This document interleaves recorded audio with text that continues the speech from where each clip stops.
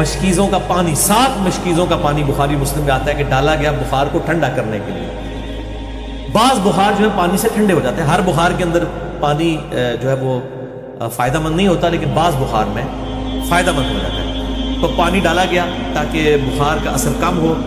پھر آپ صلی اللہ علیہ وسلم فرمایا اللہ کے سوا کوئی معبود نہیں اور موت کی سختیاں حق ہیں، یعنی ہوتی ہیں۔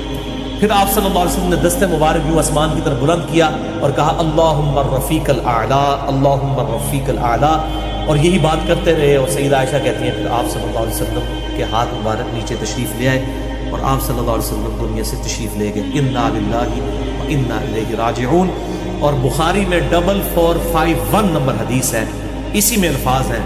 اما عائشہ کہتی ہیں کہ نبی صلی اللہ علیہ وسلم کا لعاب دہن اور میرا تھوک اللہ تعالیٰ نے ایک جگہ پر جمع کر دیا، فی آخر یوم من الدنیا، جو آپ صلی اللہ علیہ وسلم کی اس دنیا کی زندگی کا آخری دن تھا، وہ اول یوم